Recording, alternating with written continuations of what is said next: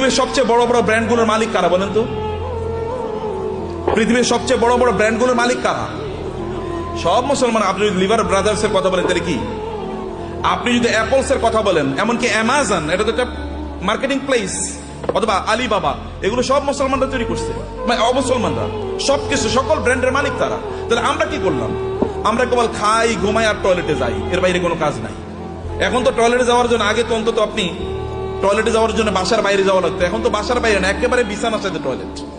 কয়েকদিন পরে এমন টয়লেট বের হবে যে আপনি যেখানে শুইতেছেন ওইখানে টয়লেটের ব্যবস্থা হয়ে যাবে, বাইরে আর আপনার যাওয়ার দরকার নাই। কি প্যাথেটিক জীবন ব্যবস্থা! মুসলমানদের তো এটা করার কথা ছিল না। আল্লাহ তাআলা আপনাকে নির্দেশ করেছেন, ফাইজা কুদিয়াতিস সালাতু ফান্তাশিরু ফিল আরদি ওয়াবতাগু মিন ফাদলিল্লাহ। নামাজ শেষ মসজিদে বসে থাকা যাবে না। ওমর রাদিয়াল্লাহু তাআলার যুগে একদল যুবক নামাজের পর মসজিদে বসেছিলেন। ওমর লাঠি এনে তাদেরকে পিটাচ্ছেন, এখানে বসে আছো কেন? বলে, আমরা এখানে এমনি বসে আছি, আল্লাহ জিকির করছি। তোমাদের আয় ইনকাম করা লাগবে না, ব্যবসা বাণিজ্য, চাকরি বাকরি করা লাগবে না, আল্লাহ আমাদেরকে খাওয়াবে। আসমান থেকে আল্লাহ কবি রিজিক নাজিল করেছে, আসমান থেকে আল্লাহ বৃষ্টি নাজিল করে। বৃষ্টিকে জমিনের ফসলের জমিতে নিয়ে তারপরে ফসল উৎপাদন করা লাগে, তোমাকে সেটা করতে হবে। লাঠি নিয়ে এসে তাদেরকে পিটিয়ে বের করে দিয়েছে, যাও চাষাবাদ করো, ফসল উৎপাদন করো, চাকরি বাকরি করো, ব্যবসা বাণিজ্য করো, এটাই তোমাদের কাজ।